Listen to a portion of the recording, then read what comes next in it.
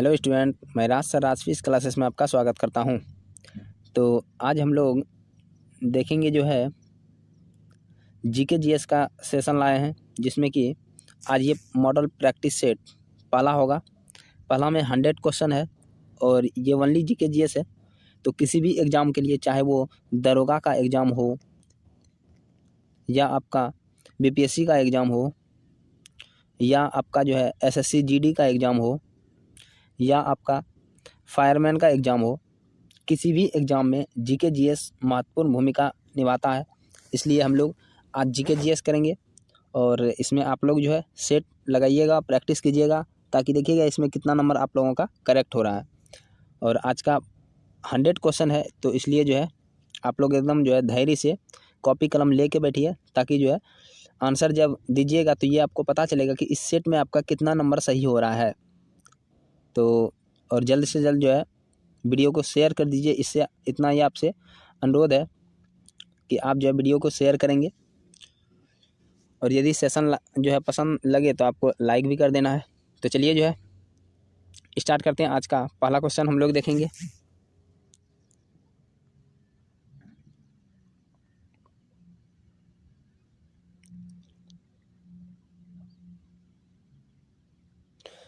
तो आज का पहला क्वेश्चन है, माउंट एवरेस्ट पर विजय पाने वाली पहली महिला कौन थी? फटाफट बताइए, माउंट एवरेस्ट पर विजय प्राप्त करने वाली पहली महिला कौन थी? हम ऑप्शन नहीं पढ़ेंगे क्योंकि जो है बहुत ज़्यादा लेट हो जाएगा। 100 क्वेश्चन है तो इसलिए जल्दी करते हैं। तो इसका आंसर हो जाएगा जुंको तेबई। अगला क्वेश्चन है, निम्नलिखित पर विचार कीजिए। महादेव पहाड़ी, सह्याद्री पहाड़ी और सतपुड़ा पर्वत श्रेणी। तो ये जो है उपरोक्त में सबको आपको सजाना है। तो इसको जो है सजाना है आपको। कौन पहले क्रम बाय क्रम आएगा?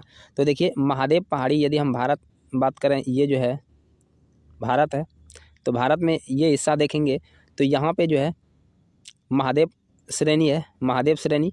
और उसके बाद जो है आपका सतपुड़ा आ जाता है। सतपुड़ा के बाद ये थोड़ा जो है ऊपर में जाएगा आपका, यहाँ पे सतपुड़ा है। सतपुड़ा के बाद नीचे आएगा आपका जो है सह्याद्री। तो सह्याद्री यहाँ पे है, ठीक है ना। सह्याद्री पश्चिमी घाट में जो है उत्तरी सह्याद्री और दक्षिणी सह्याद्री है, तो पश्चिमी घाट में ये सह्याद्री है। तो ये हो जाएगा। तो क्रम बाय क्रम सजाना है। तो पहला हो जाएगा महादेव पहाड़ी, दूसरा हो जाएगा सतपुड़ा और तीसरा हो जाएगा तो 1, 3 और 2, 1, 3, 2, 1, 3, 2, सी नंबर इसका आंसर सही हो जाएगा। तो चलिए तीसरा नंबर क्वेश्चन पे चलते हैं हम लोग। तीसरा क्वेश्चन है, भारत के निम्न राज्यों में से किसमें महिलाओं की साक्षरता दर न्यूनतम है? फटाफट आप लोग जो है आंसर कीजिए, क्या हो जाएगा, और ईमानदारी से आप लोग आंसर कीजिए। तो ये हो जाएगा बिहार। अगला क्वेश्चन है, इंद्रधनुष के मध्य में कौन सा रंग होता है? इंद्रधनुष में 7 रंग होता है। तो आप लोगों को पता होगा VIBGYOR,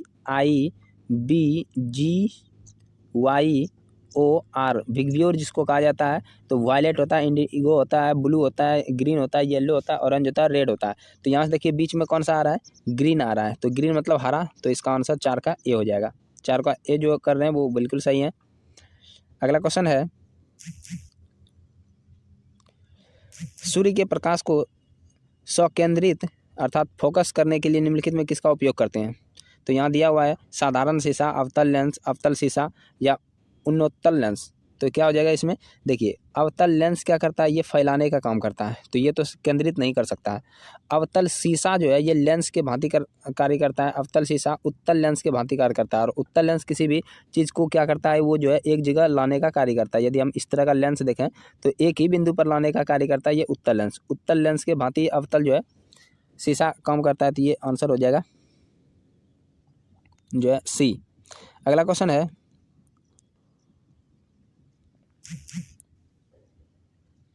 निम्नलिखित में से कौन सा अधिक लेबर इंटेंसिव है?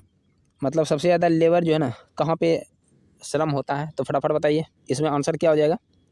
कपड़ा उद्योग। कपड़ा उद्योग में ज़्यादा जो है लेबर काम करते हैं। अगला क्वेश्चन है, खालसा पंथ का संस्थापक कौन था? खालसा पंथ फटाफट बताइए, तो जल्द से जल्द बताइए। तो खालसा पंथ जो है गुरु गोविंद सिंह ने। तो खालसा पंथ किसने स्थापना किया था? गुरु गोविंद सिंह। ये सिखों के जो है 10वें गुरु थे, जिसको अंतिम गुरु भी कहा जाता है, ठीक है। 8वां क्वेश्चन हम लोग देखते हैं, पुरुषों में रक्तहीनता किसकी कमी से होता है? पुरुषों में रक्तहीनता बीमारी जो है यह किसके कमी से होता है? तो ऑप्शन दिया है folic acid, vitamin A, vitamin B12, इनमें से कोई नहीं। तो इसका आंसर क्या हो जाएगा? Vitamin B12। फटाफट आप लोग जो है आंसर भी करते रहिए। अगला क्वेश्चन है, राजा राम मोहन राय के मरने के बाद किसने ब्रह्म समाज में नई जान डाली? फटाफट बताइए। राजा राम मोहन राय जब मृत्यु हो गया था इसका 1831 में लगभग इसका मृत्यु हो गया था, तो उसके बाद जो है ना ब्रह्म समाज को आगे कौन बढ़ाया? तो चलिए ऑप्शन देखते हैं हम लोग। ऑप्शन दिया है विद्यासागर, केशव चंद्र सेन, अक्षय कुमार दत्ता और रविन्द्रनाथ टैगोर। तो क्या हो जाएगा इसका आंसर? इसका आंसर हो जाएगा केशव चंद्र सेन। अगला क्वेश्चन है, किसी हिंदू माँ ने किस पहले सुल्तान को जन्म दिया था? तो कौन सा हो जाएगा? ऑप्शन दिया है कोकुवाद को, जलालुद्दीन फिरोज शाह को, सियाबुद्दीन उमर को या कुतुबुद्दीन मुबारक को। तो इसका आंसर हो जाएगा जलालुद्दीन फिरोज शाह को।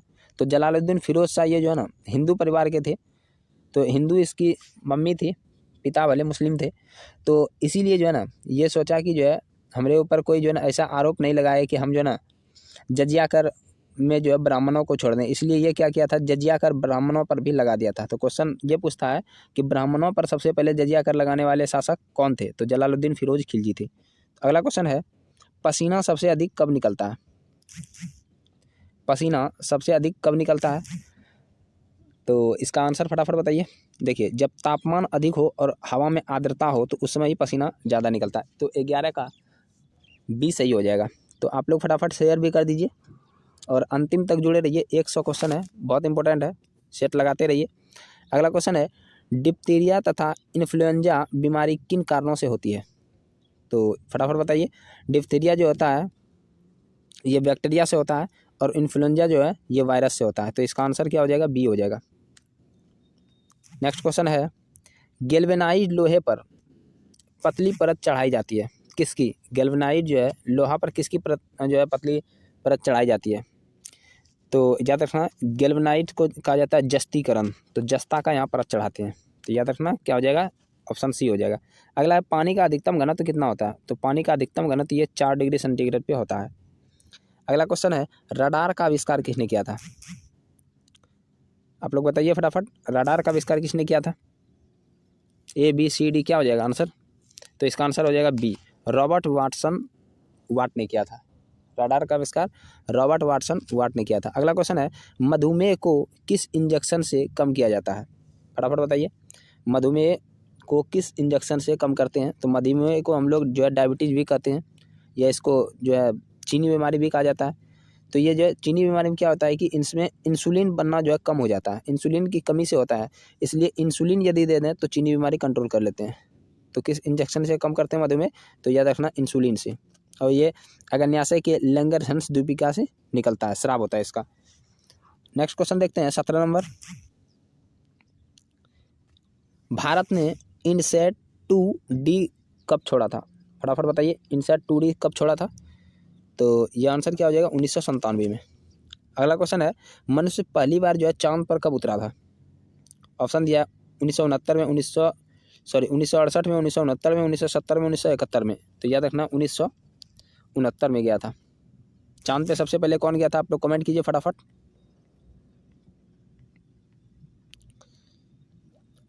तो नेक्स्ट क्वेश्चन है, कावेरी जल विवाद मुख्यतः किन राज्यों के बीच में है? कावेरी जल विवाद जो है किन राज्यों के बीच में है? तो ऑप्शन दिया तमिलनाडु कर्नाटक, तमिलनाडु आंध्र प्रदेश, कर्नाटक केरल, तमिलनाडु केरल। तो क्या हो जाएगा आंसर? फटाफट बताइए आप लोग, जितने भी जुड़े हुए हैं लाइव कमेंट करते रहिए। तो तमिलनाडु और कर्नाटक के बीच में जो है कावेरी जल विवाद है। अगला क्वेश्चन है कि प्रति किलोग्राम उत्पन्न ऊष्मा की मात्रा कहलाती है, क्या कहलाती है? ऑप्शन दिया है ऊष्मा ऊर्जा, कैलोरी मान, निम्न कैलोरी मान, उच्चतर कैलोरी मान। तो इसका आंसर क्या हो जाएगा? कैलोरी मान हो जाएगा। प्रति किलोग्राम उत्पन्न ऊष्मा की मात्रा जो है कैलोरी कहलाता है। तो नेक्स्ट क्वेश्चन हम लोग देखते हैं। नेक्स्ट क्वेश्चन क्या है, निम्नलिखित में से कौन जो है टेनिस से संबंधित है? तो इसमें जो है टेनिस से संबंधित कौन सा हो जाएगा? फटाफट बताइए। तो इसमें जो है सभी हो जाएगा, टेनिस से ही संबंधित है। अगला है अर्जुन पुरस्कार कब आरंभ किया गया था? जल्द से जल्द बताइए, कोई फटाफट जो है जवाब दीजिए। ज्ञानपीठ पुरस्कार कब किया गया था प्रारंभ? ज्ञानपीठ पुरस्कार बताइए कब प्रारंभ किया गया था? तो याद रखना अर्जुन पुरस्कार जो है 1961 से दिया जाता है, अर्जुन पुरस्कार। और ज्ञानपीठ पुरस्कार का बात करें तो जो भी 1954 बोल रहे हैं वो बिल्कुल सही है, 1954 से दिया गया था। ठीक है, अगला है बुद्ध ने अपना जो है प्रथम धर्मोपदेश दिया कहाँ दिया था? लुम्बिनी में, सारनाथ में, सांची में या गया में? तो याद रखना बुद्ध ने अपना सर्वप्रथम जो है धर्मोपदेश का मतलब हो गया कि धर्म में सबसे पहले उपदेश कहाँ दिया था? तो ये सारनाथ में दिया था। और सबसे ज़्यादा कहाँ दिया था? सबसे ज़्यादा श्रावस्ती में दिया था। तो याद रखना है। और लुम्बिनी में जो है महात्मा बुद्ध का जन्म हुआ था, ये भी आप लोगों को याद रखना है। और गया में जो है बोध गया में जो है ज्ञान का प्राप्ति हुआ था। महात्मा जो है बुद्ध ने जब घर छोड़ा था तो उस जो है घर छोड़ने के जो है क्रिया को क्या कहा जाता है? महाभिनिष्क्रमण। ये भी याद रखना है। महात्मा बुद्ध का जो मृत्यु हुआ, ठीक है, उसको महापरिनिर्वाण कहा जाता है। और जब ये ज्ञान का प्राप्ति हुआ, ठीक है, ज्ञान के प्राप्ति तो मोक्ष मिलता है, ज्ञान की प्राप्ति बोध गया में हुआ। ठीक है, ऐसे सामान्य भाषा में जो है बौद्ध धर्म में जो है मृत्यु को निर्वाण कहा जाता है, लेकिन महात्मा बुद्ध का मृत्यु हुआ था, इसको महापरिनिर्वाण कहा गया। अगला क्वेश्चन है 24 नंबर, आईने अकबरी किसने लिखा था? फटाफट बताइए, आईने अकबरी किसने लिखा था? आप लोग कमेंट कीजिए जल्दी से जल्द।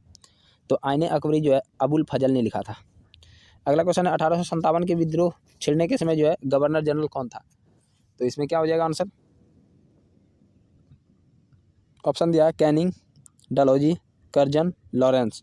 तो इसका आंसर हो जाएगा कैनिंग के समय में 1857 का विद्रोह हुआ था। तो इससे पहले जो है 1857 के विद्रोह होने का कारण जो है किस गवर्नर जनरल को दिया जाता है? तो याद रखना है ये जो है डलहौजी को। डलहौजी ने जो है ना सबसे पहले जो है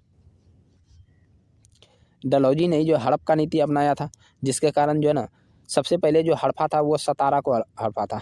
तो ये क्वेश्चन पूछता है कि डलहौजी ने हड़प की नीति के अंतर्गत जो सबसे पहले किसको जो है ना हड़प लिया? तो सतारा को। तो इसी तरह हड़पने के कारण जो है ना सब जो आक्रोश में आ गए थे। और जब ये 1856 में चले गए, 1856 में डलहौजी गए, 1857 में जो है ना ये आए जो है कैनिंग, और कैनिंग के समय में जो है विद्रोह हो गया। अगला क्वेश्चन है, अब विद्रोह का मुख्य कारण क्या था? तो गाय और सुअर के चर्बी का प्रयोग, तत्कालिक कारण यही था। नेक्स्ट क्वेश्चन पे हम लोग चलते हैं। भारत में अंग्रेजी शिक्षा का प्रवर्तन किसने किया था? तो ऑप्शन दिया है कर्जन के द्वारा, जेएल नेहरू के द्वारा, मैकाले के द्वारा, डलहौजी के द्वारा। तो याद रखना अंग्रेजी शिक्षा का जो है यहाँ पे जो परिवर्तन किया था, अंग्रेजी शिक्षा जो लाया था वो मैकाले के जो है समय लाया था, मैकाले ने लाया था। ठीक है ना।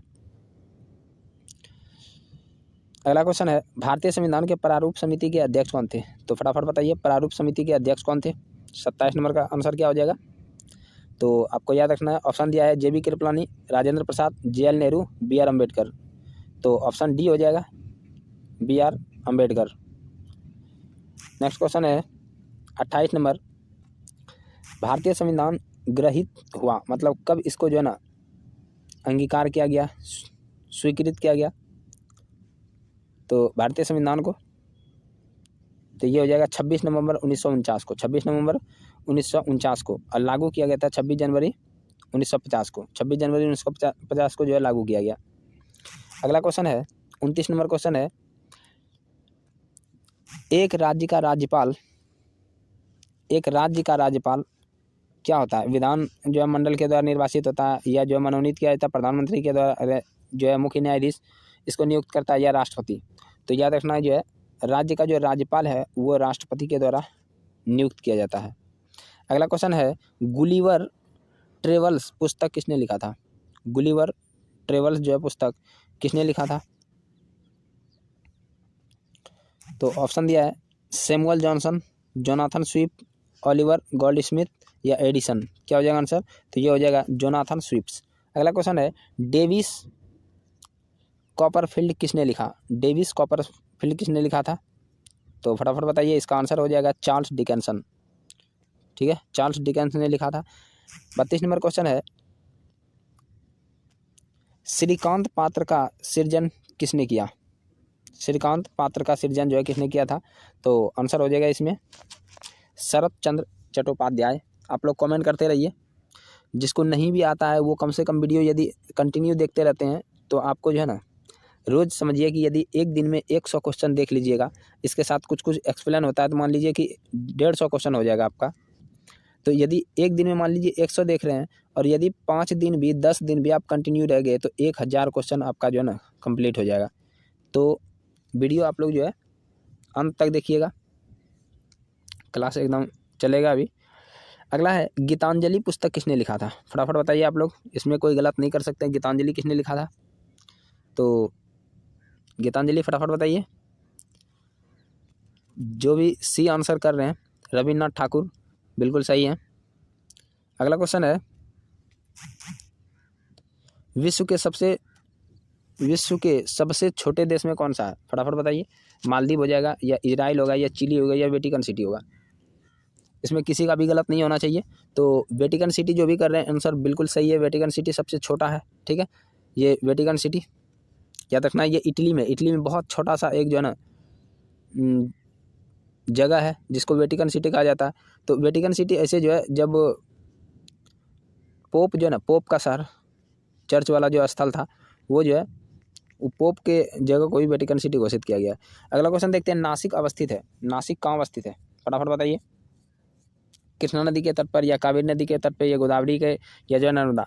तो नासिक कहाँ है? गोदावरी नदी के तट पर है। अगला क्वेश्चन है केरल का राजधानी कहाँ है? ये तो कोई गलत नहीं कर सकते। ये राजधानी यदि आप गलत कर देते हैं तब तो फिर समझिए कि आपका कोई लेवल ही नहीं बनेगा। राजधानी कम से कम आप लोग याद कर लीजिए टोटल। केरल का राजधानी कहाँ है? तो तिरुवनंतपुरम है, ठीक है। केरल का राजधानी तिरुवनंतपुरम है। अगला क्वेश्चन है निम्नलिखित में से कौन भारत से होकर गुजरता है? ऑप्शन है मकर रेखा, कर्क रेखा, विषुवत रेखा, 0 डिग्री अक्षांश। तो हम जानते हैं ये भारत का जो है फोटो है। तो यहाँ से जो है भारत का चित्र है, तो यहाँ से जो है इस तरह गुजरता है जो है कर्क रेखा। तो अब कर्क रेखा किसको कहते हैं? तो देखिए ये मान लीजिए ग्लोब है, ग्लोब में ये हो गया विषुवत रेखा। विषुवत रेखा इसी को 0 डिग्री अक्षांश कहते हैं, 0 डिग्री अक्षांश। तो 0 डिग्री अक्षांश से यदि 23.5 डिग्री हम उत्तर में देखते हैं तो इसी को 23.5 डिग्री उत्तर में जो अक्षांश है उसी को कहते हैं कर्क रेखा, और 23.5 डिग्री दक्षिण में जो होता है इसको कहते हैं मकर रेखा। तो इतना याद रखना है। तो भारत जो है ना, भारत यहाँ पे है कर्क रेखा के जो है बीचों बीच में है। तो याद रखना भारत कहाँ है? कर्क रेखा के बीचों बीच है। तो इसका आंसर क्या हो जाएगा? कर्क रेखा। अगला क्वेश्चन है पश्चिम बंगाल का मुख्य जो है खनिज कौन सा है? ऑप्शन दिया कोयला, मैग्नीज, डोलोमाइट, तांबा। क्या हो जाएगा? इसका आंसर 38 का हो जाएगा कोयला। अगला क्वेश्चन है रिएक्टर स्केल पर क्या मापा जाता है? तो ये तो सभी बता देंगे। रिएक्टर स्केल पे क्या मापते हैं हम लोग? तो रिएक्टर स्केल पे फटाफट बताइए। तो भूकंप की तीव्रता को मापते हैं। रिएक्टर स्केल पे क्या मापते हैं? भूकंप की तीव्रता को मापते हैं। अगला है दादा साहब फाल्के पुरस्कार जो है दिया जाता है, किस क्षेत्र में दिया जाता है? फटाफट बताइए। तो दादा साहब फाल्के पुरस्कार जानते होंगे आप लोग कि फिल्म के क्षेत्र में दिया जाता है दादा साहब फाल्के पुरस्कार। और यदि करंट में बात करें तो अभी बताइए कि जो है 51वां जो है दादा साहब फाल्के पुरस्कार किसको मिला था? तो अभी जो करंट में दिया गया है ये दिया है रजनीकांत को। किसको दिया है? रजनीकांत को। ये 51वां जो है दादा साहब फाल्के पुरस्कार है। इससे पहले किसको दिया गया था? इससे पहले दिया गया था अमिताभ बच्चन को। तो इतना जो है आप लोगों को याद रखना है। तो दादा साहब फाल्के पुरस्कार जो है भारतीय चलचित्र में विशिष्ट जो है सेवार्थ हेतु दिया जाता है। तो 41 नंबर क्वेश्चन पे हम लोग चलते हैं। 41 नंबर क्वेश्चन है कि कुचिपुड़ी एक नृत्य है, कहाँ का नृत्य है? फटाफट बताइए कुचिपुड़ी कहाँ का नृत्य है? कुचिपुड़ी जो है या तमिलनाडु का, कर्नाटक का, आंध्र प्रदेश का, या केरल का? तो आंसर हो जाएगा आंध्र प्रदेश का। देखिए कुचिपुड़ी कैसे दिमाग में रखेंगे कि जब हम पूड़ी बनाते हैं ना, तो पूड़ी बनाते हैं तो क्या हो गया कि जो है तेल जो है आँख में आके पड़ गया। तो आँख में पड़ा तो क्या हो गया? अंधा हो गया। तो पूड़ी बनाने के समय जब तेल आँख में पड़ा तो अंधा हो गया, इसलिए आंध्र प्रदेश। दिमाग में रखना कुचिपुड़ी कहाँ का है? आंध्र प्रदेश, ठीक है। नेक्स्ट क्वेश्चन पे हम लोग चलते हैं। भरतनाट्यम, भरतनाट्यम कहाँ है? मूलतः किसका नृत्य है? तमिलनाडु का, कर्नाटक का, केरल का, या आंध्र प्रदेश का? तो भरतनाट्यम कहाँ का है? तमिलनाडु का है। याद रखना है कहाँ का है? तमिलनाडु का। कैसे याद करेंगे? ये भरत जो है, भरत भरत तमिल भाषा बोलता है। भरत कैसा बोलता है? तमिल भाषा बोलता है। तो भरत कोई लड़का है, भरत कैसा बोलता है? तमिल भाषा बोलता है, तमिलनाडु हो जाएगा। अगला क्वेश्चन है, अगला क्वेश्चन, सही जोड़े को इंगित कीजिए, कौन इसमें सही है? हरिप्रसाद चौरसिया क्या बजाता है? शहनाई। या विलायत खान क्या बजाता है? वायलिन। शरण रानी बांसुरी बजाती है, या पंडित रविशंकर जो है ये सितार बजाते हैं? तो इसका आंसर फटाफट बताइए क्या हो जाएगा, सही कौन है? तो सही यही है कि पंडित जो है रविशंकर जो है सितार को बजाते हैं। अगला क्वेश्चन है, फ्रांस का राष्ट्रीय प्रतीक क्या है? ऑप्शन है मकई का पौधा, या गुलाब, या कमुदिनी, या गोल्डन रॉड। तो क्या हो जाएगा इसका आंसर? इसका आंसर हो जाएगा कमुदिनी। नेक्स्ट क्वेश्चन है, क्यूबा की मुद्रा जानी जाती है, क्यूबा की मुद्रा जानी जाती है, ऑप्शन दिया है क्रॉन के रूप में, सेदी के रूप में, क्यूबन डॉलर के रूप में, या पेसो के रूप में। तो ऑप्शन डी इसका सही हो जाएगा, पेसो के रूप में जाना जाता है, क्यूबा का मुद्रा पेसो कहलाता है। अगला क्वेश्चन है, अगला है, राजीव गांधी गोल्फ कप संबंधित है, किससे संबंधित है? गोल्ड कप, सॉरी गोल्फ बोलते हैं, गोल्ड कप किससे संबंधित है? फुटबॉल से, गोल्फ से, हॉकी से, या वॉलीबॉल से? किससे संबंधित है? फटाफट आंसर कीजिए आप लोग। तो राजीव गांधी जो है गोल्ड कप ये किससे संबंधित है? फुटबॉल से संबंधित है। अगला क्वेश्चन है, बेंसन एंड हेजेज कप किससे संबंधित है? बेंसन एंड हेजेज कप किससे संबंधित है? तो फुटबॉल से, हॉकी से, क्रिकेट से, या लॉन टेनिस से? तो क्या हो जाएगा आंसर? क्रिकेट से। किससे संबंधित है? क्रिकेट से। अगला क्वेश्चन है, CSIR एक स्वायत्त शासी निकाय है जिसका निर्माण किया गया था अनुसंधान तथा विकास के समग्र विस्तार हेतु, लेकिन इनमें से किसको छोड़ के किया गया था? फटाफट बताइए। CSIR का जो है निर्माण अनुसंधान और विकास के समग्र में किया गया था, लेकिन इसमें किसको छोड़ के किया गया था? तो नाभिकीय अनुसंधान को छोड़ के किया गया था, अर्थात इसमें कृषि का भी, औद्योगिक तकनीक का भी किया गया था, लेकिन जो है नाभिकीय अनुसंधान को छोड़ के किया गया था। नेक्स्ट क्वेश्चन है, कर्क रेखा भारत के मध्य से होकर गुजरती है जिसके फलस्वरूप क्या होता है? फटाफट बताइए। यदि हम बात करते हैं कि ये देखिए भारत का हम चित्र बनाते हैं, ऐसे इससे स्पष्ट तो नहीं बन रहा है, लेकिन जो है, अरे बाप रे वाह, ये तो बहुत भयानक बन गया, इसको तो मिटाना पड़ जाएगा। देखिए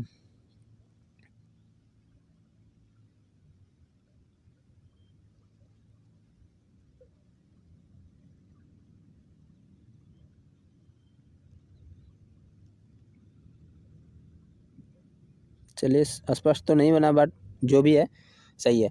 चलिए यहाँ से देखिए, ये क्या है कि कर्क रेखा यहाँ से गुजरता है, ठीक है, ऐसे गुजर रहा है। तो वही पूछ रहा है कि कर्क रेखा गुजरने के बाद क्या होता है? देश के दक्षिणी के आधे भाग में उष्णकटिबंधीय जलवायु पाया जाता है। ये बिल्कुल सही है। देश के दक्षिणी भाग, ये वाला दक्षिण भाग है, और इधर कौन सा जो है जलवायु पाया जाएगा? तो उष्णकटिबंधीय जो है जलवायु पाया जाएगा। ये देख लीजिए, देश के उत्तरी आधे भाग में समशीतोष्ण पाया जाएगा, नहीं, ये गलत हो जाएगा। तो इसका आंसर क्या हो जाएगा? इसका आंसर ए नंबर ही सही होगा। नेक्स्ट क्वेश्चन पे हम लोग चलते हैं, और नेक्स्ट जो है प्रश्न है, भूमध्य रेखा के चतुर्दिश अश्व अक्षांश से डोल ड्रम की ओर बहने वाली हवाएं जो है कहलाती है। ये क्वेश्चन कुछ ब्लर टाइप का आपको दिखता होगा, तो टेंशन मत लीजिए, हम पढ़ देते हैं क्योंकि ये ब्लर टाइप ही है इसमें। देखिए, भूमध्य रेखा के चतुर्दिश अश्व अक्षांश से डोल ड्रम की ओर बहने वाली जो है हवाएं कहलाती है। तो सबसे पहले याद रखना है, डोल ड्रम वाला जो क्षेत्र होता है इसको शांत पेटी कहा जाता है। यदि हम बात करें ग्लोब का, तो देखिए ये हो गया ग्लोब, ध्यान समझिएगा, ये ग्लोब है। यहाँ से ये जो है विषुवत रेखा हो गया।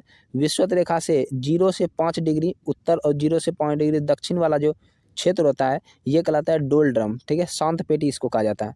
और यदि हम 30 से 35 डिग्री जो है इधर देखते हैं, 30 से 35 डिग्री दक्षिण अक्षांश वाला, तो ये जो है ना ये कहलाता है अश्व अक्षांश। तो अश्व अक्षांश से होकर बहने वाला जो हवा है, इस तरह का जो हवा बह रहा है डोल ड्रम की तरफ, तो ये हवा कहलाता है व्यापारिक पवन। क्योंकि यहाँ से यदि जो है ना कोई व्यापारी, मान लीजिए यहाँ से व्यापार करने के लिए, मान लीजिए ऑस्ट्रेलिया से इधर जा रहा है, ठीक है, तो ये जब जाता है इधर से, तो ये क्या हो जाता है कि इसको जो है ना हवा ही इसको ले जाता था, इसलिए इसका नाम क्या रखा गया है? व्यापारिक पवन। पहले जो नाव होता था वो जो है ना हाथ से खेपने वाला होता था, अब तो जो है मशीन आ गया है। तो उस समय जो है नाव पे यहाँ से चढ़ता था, उसके बाद जो है हवा के सहारे ये चल देता था इधर, तो व्यापार करने में ज़्यादा मदद देता है। इसके लिए इसको जो है व्यापारिक पवन कहा जाता था। तो वही बोल रहा, भूमध्य रेखा के चतुर्दिश अश्व अक्षांश से डोलड्रम की ओर बहने वाली हवा क्या कहलाती है? तो ये कहलाता है व्यापारिक हवाएं। अगला क्वेश्चन है, अनातोलिया का पठार जो है स्थित है। अनातोलिया का पठार कहाँ स्थित है? तो ऑप्शन दिया है मध्य एशिया में, पश्चिमी एशिया में, दक्षिणी एशिया में, पूर्वी एशिया में। तो इसका आंसर क्या हो जाएगा? पश्चिम एशिया में, अनातोलिया का पठार। अगला क्वेश्चन है, डॉगर बैंक प्रदर्शित करते हैं, क्या प्रदर्शित करते हैं? डॉगर बैंक, तो याद रखना डॉगर बैंक जो है इंग्लैंड और डेनमार्क के जो है ना मध्य मत्स्य क्षेत्र जो है ना स्थापित करता है, ये प्रदर्शन करता है। इंग्लैंड और डेनमार्क के बीच में मत्स्य क्षेत्र है, उसी को कहते हैं डॉगर बैंक। ठीक है, नेक्स्ट क्वेश्चन पे हम लोग चलते हैं। अंतर्राष्ट्रीय तिथि रेखा वह रेखा है जहां, ऑप्शन दिया है, फटाफट आप लोग पढ़िए और आंसर कीजिए क्या हो जाएगा। तो इसका आंसर क्या हो जाएगा? फटाफट बताइए। तो इसका आंसर जो है डी हो जाएगा, अर्थात जो अंतर्राष्ट्रीय तिथि रेखा है सभी अन्य मध्याह्नों से पूर्व की ओर तथा पश्चिम की ओर 180 डिग्री फैल जाती है। ये बात सही है। जो अंतर्राष्ट्रीय रेखा से जो है वो पूर्व और पश्चिम में 180 डिग्री फैलता है। अगला है, तिथि ठीक एक दिन परिवर्तित होती है जब इसे पार किया जाता है। ये भी बिल्कुल सही है, तो दोनों सही है। नेक्स्ट क्वेश्चन है, गल्फ स्ट्रीम उत्पन्न होती है। गल्फ स्ट्रीम क्या है? गल्फ स्ट्रीम जलधारा है। याद रखना, ये जलधारा जो है कैसे उत्पन्न होता है? तो ये चक्रवात से होता है, या तापक्रम से होता है, या महासागरीय दबाव से होता है, या जल स्तर में विभिन्नता से होता है। तो गल्फ स्ट्रीम जो है ये जलधारा है, याद रखना है। तो ये जो है महासागरीय दबाव के कारण उत्पन्न होता है। अगला क्वेश्चन है, राजस्व खाते में संघ सरकार की व्यय करने की सबसे बड़ी मद क्या है? मतलब राजस्व खाते से संघ सरकार, मतलब जो केंद्र सरकार है, उसका सबसे ज़्यादा जो पैसा खर्च होता है कि किस में होता है, किस क्षेत्र में होता है? सुरक्षा व्यय में होता है, या ब्याज भुगतान में होता है, या अनुदान में होता है, या प्रशासनिक सेवा में होता है? तो याद रखना है, सरकार का मैक्सिमम खर्च जो हो जाता है वो ब्याज को भुगतान करने में होता है। मतलब जो ऋण लिया है उसी का ब्याज देने में जो है सरकार के राजस्व का अधिकतम जो है पैसा खर्चा हो जाता है। अगला क्वेश्चन है, मिश्रित अर्थव्यवस्था किसको कहते हैं? तो बता दें कि अर्थव्यवस्था 3 प्रकार का होता है। ठीक है, पूंजीगत अर्थव्यवस्था, फिर हो जाता है जो है ये सामाजिक अर्थव्यवस्था, और दूसरा हो जाता है, तीसरा हो जाता है जो है मिश्रित अर्थव्यवस्था। तो मिश्रित अर्थव्यवस्था में क्या हो जाता है कि सार्वजनिक और निजी क्षेत्र दोनों जो है ना, तो याद रखना है, पहला हो जाता है पूंजीगत, दूसरा हो जाता है सामाजिक नहीं सार्वजनिक अर्थव्यवस्था। ठीक है, और तीसरा हो जाता है जो है मिश्रित। तो जिसमें सार्वजनिक और निजी दोनों क्षेत्र रहता है उसको मिश्रित करते हैं। तो भारत कैसा अर्थव्यवस्था का उदाहरण है? मिश्रित। तो यहाँ जो है सार्वजनिक भी होता है, सार्वजनिक भी बहुत सारा है, जैसे कि आप देख सकते हैं महारत्न कंपनी जितना भी है वो सार्वजनिक में है, और निजी क्षेत्र में जो है आ जाता है, जैसे आपका टाटा हो गया, बिरला हो गया, अंबानी हो गया, ये सब क्या है? ये सब निजी क्षेत्र है। तो भारत में दोनों तरह का जो है अर्थव्यवस्था है। अगला है, जीएनपी और एनएनपी का मुख्य अंतर क्या होता है? तो जीएनपी और एनएनपी, आप लोग जो है जीएनपी और एनएनपी के बारे में अध्ययन कीजिए। तो ग्रॉस नेशनल प्रोडक्ट और नेट नेशनल प्रोडक्ट होता है। तो जीएनपी और जब एनएनपी जो है आपस में घटाते हैं तो पूंजी के अवमूल्यन के समान हो जाता है, पूंजी के अवमूल्यन के समान होता है, अर्थात घाटा कहते हैं इसको, घाटा के बराबर होता है। अगला क्वेश्चन देखिए, खाद्य संसाधन तथा संचय द्वारा कौन से पोषक तत्व जो है अधिकांश रूप से प्रभावित होते हैं? तो खाद्य संसाधन में और संचय के रूप में सबसे ज़्यादा पोषक तत्व कौन सा जो है ना प्रभावित होता है? तो ये हो जाएगा विटामिन। तो आप लोग फटाफट कमेंट कीजिए और बताइए आप लोगों को कैसा लग रहा है जो है सेशन। अगला क्वेश्चन है, अंतर्राष्ट्रीय मुद्रा कोष IMF, ठीक है, IMF का मुख्य कार्य क्या है? फटाफट बताइए। देखिए IMF क्या करता है, 2 बैंक है, एक तो जब विश्व युद्ध खत्म हुआ था, विश्व युद्ध के समाप्ति के बाद बहुत सारे देश जो है ना पूरा जो है डूब चुके थे। ठीक है, तो उसी को उभारने के लिए 2 बैंक का स्थापना किया गया था। एक जो है आपका IMF हो गया, IMF हो गया, एक हो गया WB, वर्ल्ड बैंक। ठीक है। तो वर्ल्ड बैंक क्या करता है, ये जो है ना ऋण देने का कार्य करता है, कर्जा उर्जा देने का कार्य करता है। और IMF क्या करता है, ये जो है किसी भी देश का देखता है कि कौन देश जो है ना कर्ज के कारण डूब रहा है, उसको जो उभारने का काम करता है IMF, ठीक है। तो अभी देखें कि हाल फिलहाल में पाकिस्तान इतना जो है कर्जा में डूब चुका है कि IMF उसको लोन दे रहा था, बट अब IMF भी उसको कर्जा देने से मना कर दिया, ठीक है ना। तो यहाँ IMF क्या करता है, सदस्य देशों के भुगतान संतुलन जो है समस्याओं का सहायता करता है, ठीक है। ये जो है ऋण वगैरह नहीं देता, ये क्या करता है, उसका सहायता करता है। मतलब एक प्रकार का जब वो इस तरह स्थिति में आ जाए कि वर्ल्ड बैंक से वो जो है ना कर्ज नहीं ले पाएगा, तो जो है ना यहाँ IMF उस पर ध्यान देता है। नेक्स्ट क्वेश्चन देखते हैं हम लोग। ग्रह अपनी विभिन्न धुरियों पर जो गतिशील रहते हैं, क्यों? तो ग्रह जो है, कोई भी ग्रह, अब जैसे मान लीजिए कि ये सूर्य है, सूर्य का परिक्रमा जो करता है कोई ग्रह, मान लीजिए पृथ्वी है, तो इसमें क्या है कि सूर्य के गुरुत्वाकर्षण के कारण ये जो है ना बंधे रहता है। और यदि गुरुत्वाकर्षण है तो सूर्य के केंद्र की ओर एक बल लग जाता है, जिसको अपकेंद्रीय बल कहते हैं। तो याद रखना, ये एक तो गुरुत्वाकर्षण है, दूसरा अपकेंद्रीय बल है, तो दोनों हो जाएगा। तो ऑप्शन बी सही हो जाएगा। अगला क्वेश्चन है, ISO 9000 क्या है? तो याद रखना है, ISO 9000 क्या है? अच्छे प्रबंध का मानक है। अच्छा प्रबंध का क्या है? मानक है। अगला क्वेश्चन है, जल सतह की अधिकतम गहराई मेरियाना ट्रेंच है, याद रखना, जो कि 11,000 ऐसे 11,003 मीटर है, कहीं 33 भी मिल जाएगा आपको। तो इतना दिया है, यह जो है स्थित है, मेरियाना ट्रेंच कहाँ स्थित है? याद रखना, मेरियाना ट्रेंच कहाँ है? ऑप्शन दिया है, अटलांटिक महासागर में, प्रशांत महासागर में, हिंद महासागर में, अंटार्कटिक महासागर में। फटाफट आप लोग जो कमेंट कीजिए क्या हो जाएगा आंसर इसका। तो इसका आंसर क्या हो जाएगा, मेरियाना ट्रेंच कहाँ है? तो ये जो प्रशांत महासागर में है। कहाँ है? प्रशांत महासागर में। और यदि बात करते हैं हिंद महासागर में, तो सुंडा गर्त जो है हिंद महासागर में। अटलांटिक में प्यूटोरिको है, प्यूटोरिको गर्त ये भी है, प्यूटोरिको में एक, हाँ प्यूटोरिको ये है। तो ये याद रखना आप लोगों को, ठीक है। नेक्स्ट क्वेश्चन हम लोग देखते हैं, वह बिंदु जिस पर एक वस्तु सूर्य के चारों ओर दीर्घवृत्ताकार में जो है यात्रा करती हुई सूर्य के समीप आ जाती है। देखिए, कोई भी ग्रह जो है वो क्या करता है, सूर्य के चारों ओर जो चक्कर लगाता है, ये दीर्घवृत्ताकार में लगाते हैं, ऐसे करके लगाते हैं, ठीक है ना। तो ये जो लगाते हैं, तो यहाँ से दो कंडीशन उत्पन्न होता है। एक तो कभी कभी ये सूर्य से दूर चले जाता है, और एक कभी कभी सूर्य के नज़दीक हो जाता है।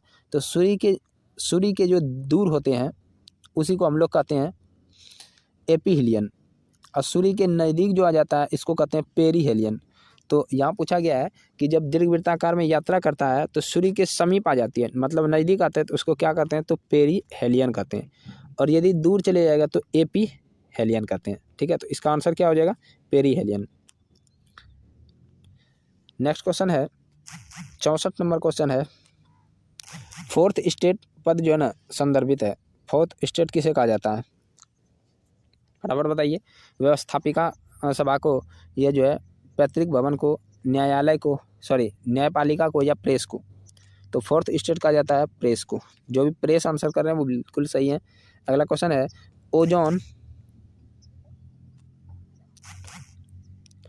ओजोन जो है ये किससे हमें रक्षा करती है? तो ओजोन आप लोगों को पता होगा परावैंगनिक किरणों को आने से रोकता है, ठीक है, परावैंगनिक किरणों से हमको सुरक्षा प्रदान करता है। नेक्स्ट क्वेश्चन है, क्राई एक संगठन है, ठीक है, क्राई एक संगठन है जो संबंधित है, किससे संबंधित है? वातावरण से, असहाय स्त्रियों के कल्याण से, बहिष्कृत बच्चों के कल्याण से, या सामुदायिक विकास से? फटाफट बताइए आप लोग। क्राई एक संगठन है, यह किससे संबंधित है? यह जो है बहिष्कृत बच्चों के कल्याण से, बहिष्कृत बच्चों के कल्याण से क्राई एक संगठन है, याद रखना है। नेक्स्ट क्वेश्चन है, अब ये इंपॉर्टेंट क्वेश्चन है, भारतीय मानक समय ग्रीनविच से जो है 5.5 घंटा आगे है, यह याद रखना है, 5.5 घंटा आगे है। ईरानी मानक जो है ना भारतीय मानक से 2 घंटा पीछे है। देखिए ये बोल रहा है कि यहाँ मान लेते हैं कि ये जो है ना विश्व का ग्लोब है, ये हो गया जो है देशांतर जो मानक ग्रीनविच जा रहा है, ये जो है यहाँ से भारत जो है ना कितना आगे है, 5.5 घंटा। मान लीजिए भारत यहाँ पे है, 5.5 घंटा आगे है, और बोल रहा है ईरान जो है भारत से 2 घंटा पीछे है, मतलब यहाँ पे है 2 घंटा पीछे है। कौन सा देशांतर ईरानी जो है ना मानक समय का निर्धारण करती है, जबकि भारत का 82.5 डिग्री है? तो याद रखना 82.5 डिग्री भारत का जो है यहाँ है 82.5 डिग्री पूरब। तो ये पूछ रहा है कि ये ईरान वाला कितना हो जाएगा। यहाँ से देखिए ये 0 डिग्री जा रहा है ना, ये 82.5 डिग्री है। और हम जानते हैं कि जो है 1 डिग्री का अंतर जो है ना 15 मिनट के बराबर होता है। कितना मिनट?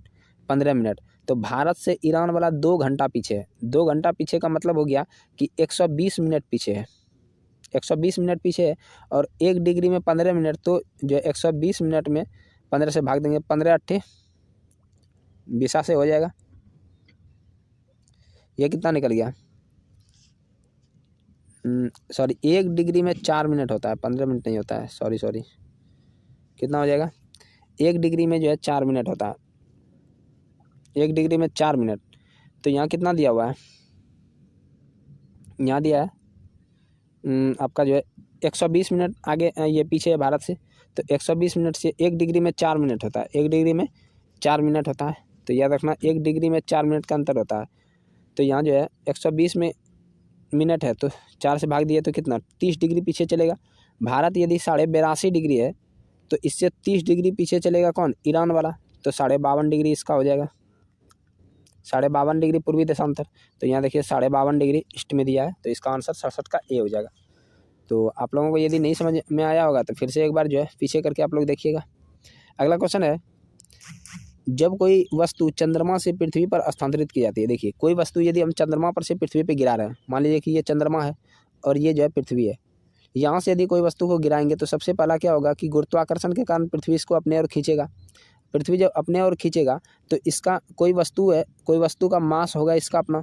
तो जब ये मास है और यहाँ से ये जो है जी है, जी अपने ओर खींच रहा है, तो मास इंटू जी जो होता है उसी को कहते हैं डब्लू। ठीक है, डब्लू मतलब इसका क्या हो जाता है? भार हो जाता है।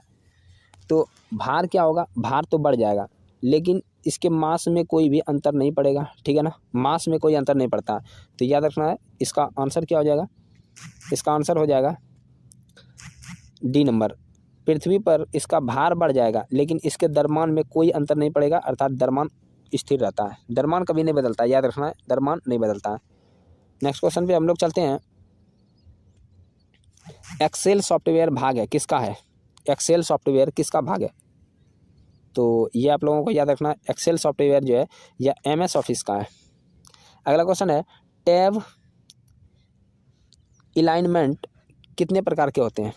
टैब अलाइनमेंट कितने प्रकार के होते हैं? तो ऑप्शन दिया है 4, 5, 6, 8। तो ये हो जाएगा 5 प्रकार का। तो आप लोग ज़रूर बताइए कि आप लोगों का कितना नंबर सही हो रहा है। आप लोग कंटिन्यू रहिए और देखते रहिए। नेक्स्ट है, टैब का प्रकार है निम्नलिखित में कौन दिया है? लेफ्ट दिया है, राइट दिया है, सेंटर दिया है, उपयुक्त सभी। तो इसमें उपयुक्त सभी हो जाएगा। सभी जो है टैब का ही जो है प्रकार है। अगला है, जैतून की शाखा किसका प्रतीक है? जैतून की शाखा किसका प्रतीक है? फटाफट बताइए। शांति का, खतरा का, न्याय का या विद्रोह का? जैतून। तो जैतून जो है ये शांति का प्रतीक है। अगला क्वेश्चन दिया है, जूल प्रति सेकंड किसकी इकाई है? देखिए जूल प्रति सेकंड। तो जूल किसका इकाई होता है? कार्य का। जूल किसका मात्रक होता है? कार्य का। और सेकंड समय का। तो कार्य बटे समय क्या होता है? कार्य बटे समय को ही हम लोग कहते हैं जो है, कार्य बटे समय को कहते हैं हम लोग क्या? शक्ति कहते हैं। ठीक है, कार्य करने की क्षमता, एकांक समय में कार्य करने की जो दर होता है उसी को शक्ति कहते हैं। तो ये हो जाएगा शक्ति। जूल प्रति सेकंड क्या होता है? शक्ति। इसी जूल प्रति सेकंड को ही हम लोग 1 वाट कहते हैं। तो शक्ति का ऐसे मात्रा क्या होता है? वाट होता है। तो अगला क्वेश्चन देखिए, प्राकृतिक वर्ण का सिद्धांत किसने दिया था? किससे संबंधित है? हेक्सेल से, लेमार्क से, डार्विन से या मेंडल से? तो प्राकृतिक वर्ण जो है किसका सिद्धांत था? तो ये डार्विन का सिद्धांत था। ठीक है, डार्विन ने सिद्धांत दिया था कि जो है प्राकृतिक में जितने भी जीव जंतु होते हैं उसमें जन्म का क्षमता बहुत ज़्यादा होता है। ये सब जो है सिद्धांत दिए थे। तो अभी सिद्धांत बताएंगे तो फिर इसमें 5 मिनट लॉस हो जाएगा। नेक्स्ट चलते हैं, एक स्वतंत्र राजा के रूप में शिवाजी का राज्याभिषेक कहाँ किया गया था? एक स्वतंत्र राजा के रूप में शिवाजी का जो है राज्याभिषेक कहाँ किया गया था? फटाफट बताइए। तो चलिए ऑप्शन देखते हैं हम लोग। ऑप्शन दिया है रायगढ़ में, पूना में, सूरत में, सिंगड़ में। फटाफट बताइए आप लोग कि शिवाजी का जो है ना राज्याभिषेक कहाँ हुआ था? तो इसका आंसर हो जाएगा रायगढ़। रायगढ़ में जो है शिवाजी का राज्याभिषेक हुआ था, तो इम्पोर्टेंट है। और ये काशी के पंडित जो है गंगाधर भट्टाचार्य, ये कुछ ऐसे हैं, गंगाधर भट्ट, इसी ने जो है इसका राज्याभिषेक किया था। अगला क्वेश्चन है, निम्नलिखित में से किस शहर में अंतर्राष्ट्रीय मुद्रा कोष का मुख्यालय है? अंतर्राष्ट्रीय मुद्रा कोष अभी जस्ट बताए थे, IMF का मुख्यालय कहाँ है? ऑप्शन दिया, रोम में, न्यूयॉर्क में, टोक्यो में, वाशिंगटन DC में। तो क्या हो जाएगा इसका आंसर? वाशिंगटन DC, अमेरिका का राजधानी भी है वाशिंगटन DC, तो ऑप्शन डी हो जाएगा सही। अगला क्वेश्चन है, बहुत इंपॉर्टेंट है, ये VVI क्वेश्चन है। नवरत्नों का संबंध किससे है? नवरत्न किसमें था? अब ये नवरत्न नहीं जो कि अमिताभ बच्चन प्रचार करते हैं, तो इसका फटाफट आंसर बताइए, नवरत्नों का संबंध किससे है? तो ये है चंद्रगुप्त द्वितीय से। चंद्रगुप्त द्वितीय से जो है संबंध है नवरत्नों का। तो और अष्टप्रधान किससे है? अष्टप्रधान का यह था शिवाजी से, ठीक है ना। अष्टप्रधान किससे था? शिवाजी से। अगला क्वेश्चन है, टुंड्रा प्रदेशों के निवासियों का मुख्य धंधा क्या था? टुंड्रा जो है, जो ठंडा वाला इलाका है, जैसे कि ये देखिए, ये पृथ्वी है, इसमें ये विषुवत रेखा है, ऊपर वाला ये जो इलाका है, ये वाला हिस्सा टुंड्रा कहलाता है, टुंड्रा प्रदेश।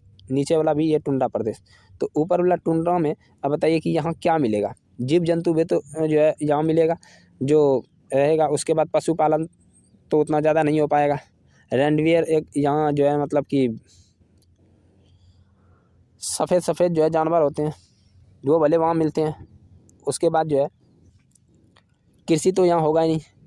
व्यापार किससे करेगा बेचारा? जाके बर्फे से उठा के तो नहीं करेगा, तो व्यापार भी नहीं कर पाएगा। तो इसका मुख्य कारण जो है ना, साधन क्या हो सकता है? ये शिकार करके ही खाना खाएगा, तो इसका मुख्य साधन जो है शिकार ही होगा।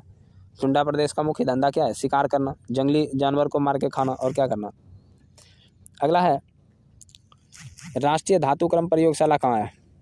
ऑप्शन है मुंबई, धनबाद, कोलकाता, जमशेदपुर।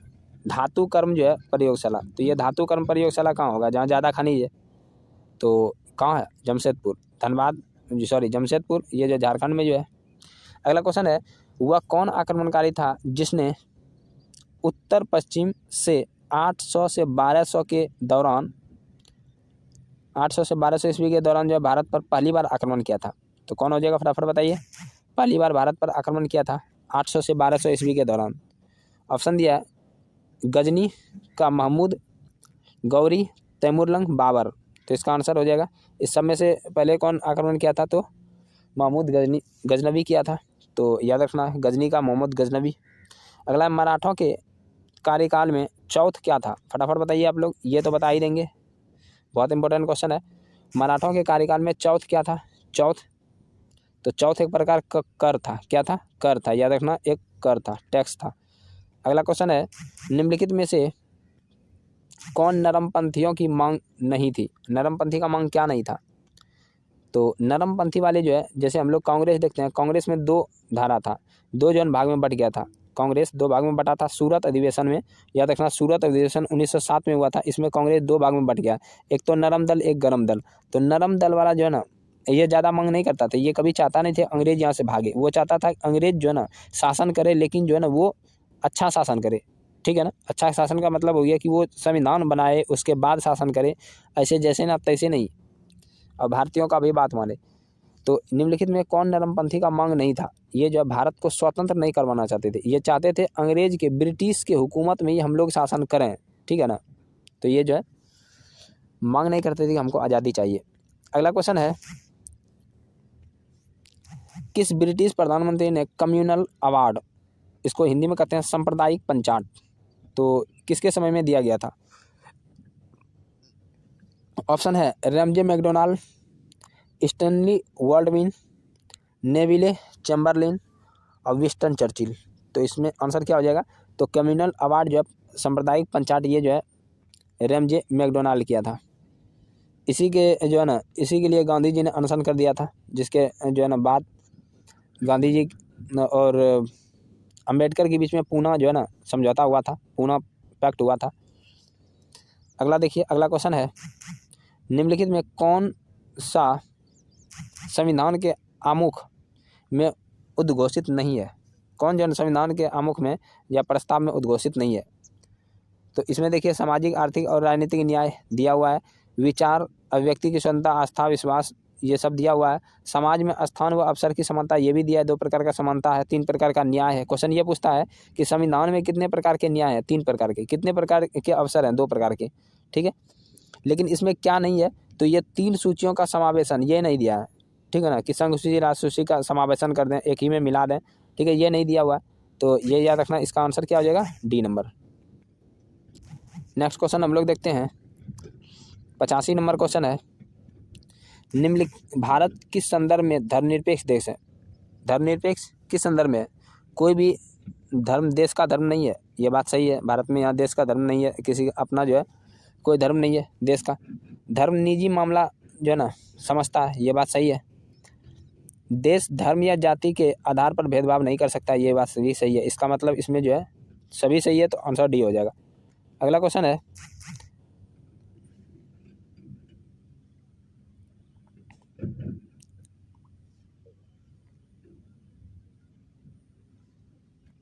नेक्स्ट क्वेश्चन है, निम्नलिखित में से किस परिस्थिति के अंतर्गत उपराष्ट्रपति राष्ट्रपति के रूप में कार्य करता है? उपराष्ट्रपति राष्ट्रपति के रूप में कब कार्य कर सकता है? तो फटाफट बताइए। देखिए, जब राष्ट्रपति बीमारी या किसी अन्य कारण से पूरी जिम्मेवारी को अच्छा तरह से नहीं निभा सके या असमर्थ हो, तो ये बात सही है, इसमें तो सही हो जाएगा। अगला है, जब राष्ट्रपति का पद खाली हो तब भी वहाँ उपराष्ट्रपति आ जाएंगे, तो यहाँ दोनों बोल रहा है, तो आंसर सी हो जाएगा। आंसर सी में बोल रहा है दोनों। अगला क्वेश्चन है, निम्नलिखित, अगला क्वेश्चन बोल रहा है, भारत की जनसंख्या वृद्धि में योगदान देने वाली मुख्य कारक क्या है? भारत में जनसंख्या सबसे ज़्यादा बढ़ रहा है, इसका मुख्य कारण क्या है? तो फटाफट बताइए। ऑप्शन दिया, उच्च जन्म दर, निम्न मृत्यु दर, प्रवास या शहरी जनसंख्या विस्फोट। तो ये हो जाएगा निम्न मृत्यु दर। मतलब भारत में यहाँ जो है मरता ही आदमी बहुत कम है, जिसके कारण जनसंख्या बढ़ते जा रहा है, तो मृत्यु दर बहुत कम है। ठीक है, और जन्म दर तो उच्च है ही। तो अगला क्वेश्चन देखते हैं हम लोग, इनमें से कौन प्रत्यक्ष कर है? तो इसका आंसर याद रखना है, मृत्यु कर और मतदान कर। अगला है, अपतटीय ड्रिलिंग से क्या तात्पर्य है? अपतटीय ड्रिलिंग का मतलब हो जाता है कि खनिज निकालने के लिए जो है ना उथले समुद्र के तल में जो है ना गहरा गड्ढा खोदना, अपतटीय ड्रिलिंग इसी को कहा जाता है। अगला क्वेश्चन है,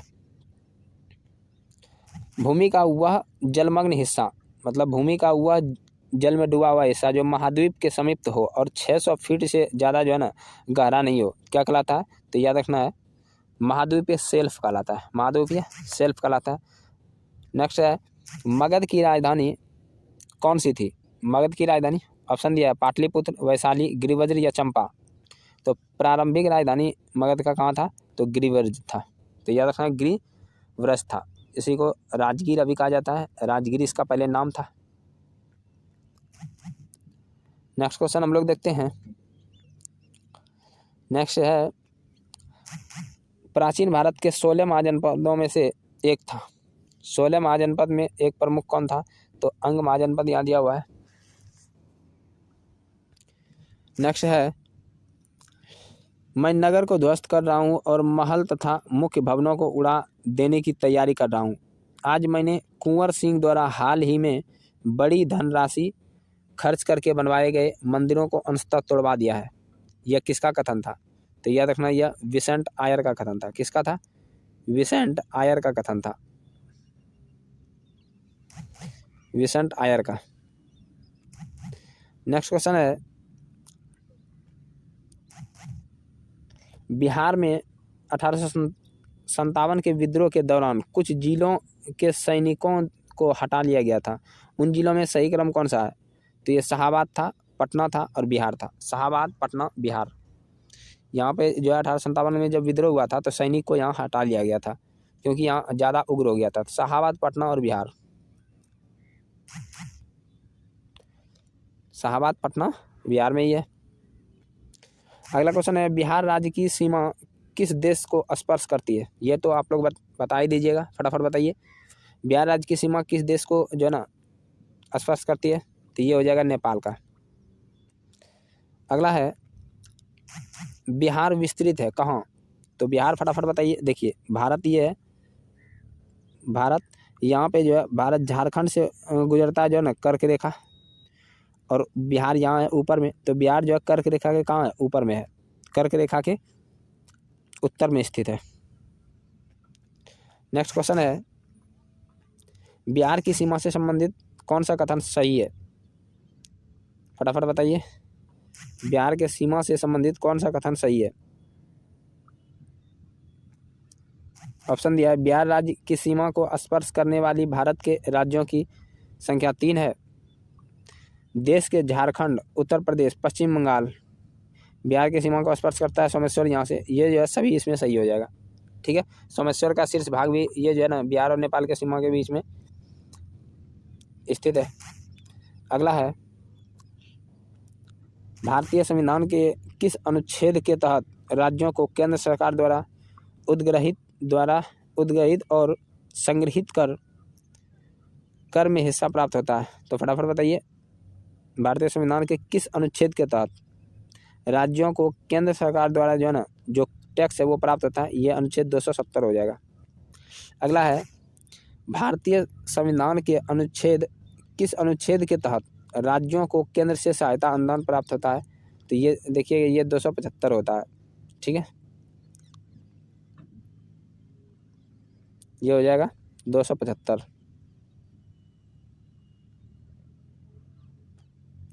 ये 275 है। अगला क्वेश्चन है, बिहार के किस शहर में सबसे अधिक जो तीर्थयात्री आते हैं? तो बिहार के कौन से शहर में तीर्थयात्री आते हैं? फटाफट बताइए। और आज का लास्ट क्वेश्चन है, तो ये हो जाएगा बोधगया। बोधगया में जो है भगवान बुद्ध को ज्ञान की प्राप्ति हुआ था, इसलिए यहाँ पे जो है ज़्यादा जो है दर्शन करने आते हैं लोग। तो ये रहा आज का जो है 100 क्वेश्चन। तो आप लोग जो है अब बताइए कि 100 क्वेश्चन में किसका कितना सही हुआ, फटाफट बताइए आप लोग। तो 100 क्वेश्चन में कितना सही हुआ आप लोग ज़रूर कमेंट करके बताइएगा। आप लोग कमेंट करके बताइएगा, और कैसा लगा ये प्रयास मेरा, आप लोग ज़रूर कमेंट करके बताइए। और कम से कम आप लोग जो है इतना काम कर दीजिए कि आप लोग वीडियो को शेयर कर दीजिए, तो ज़्यादा बेटर होगा। 100 क्वेश्चन के साथ साथ बहुत ज़्यादा एक्सप्लेन भी रहा, तो कम से कम 150 क्वेश्चन तो ज़रूर कवर हो गया होगा आप लोगों का। ये 1 घंटा से भी हम लोग कम समय लिए और एक सेट को जो है पूरा कर दिए। तो इसी प्रकार से हम लोग जो है हर हमेशा सेट करते रहेंगे, करंट भी चलते रहेगा, साथ में जीके जीएस भी चलते रहेगा। तो चलिए, बहुत अच्छा लगा आप लोगों को जो है आप लोग क्लास में रहे, तो आशा करते हैं कि आप लोगों को अच्छा लगा होगा। तो आप लोग जो है शेयर कर दीजिएगा, और वीडियो अच्छा लगे तो लाइक भी कर दीजिए। तो चलिए, मिलते हैं नेक्स्ट टाइम। लेकिन हाँ, शेयर करने के लिए नहीं भूलना है। आप लोग जितने भी ग्रुप हैं, व्हाट्सएप, फेसबुक, जितने भी ग्रुप हैं उसमें कम से कम शेयर कर दीजिए, इतना तो आप कर ही सकते हैं। तो चलिए, मिलते हैं नेक्स्ट टाइम, तब तक के लिए जय हिंद।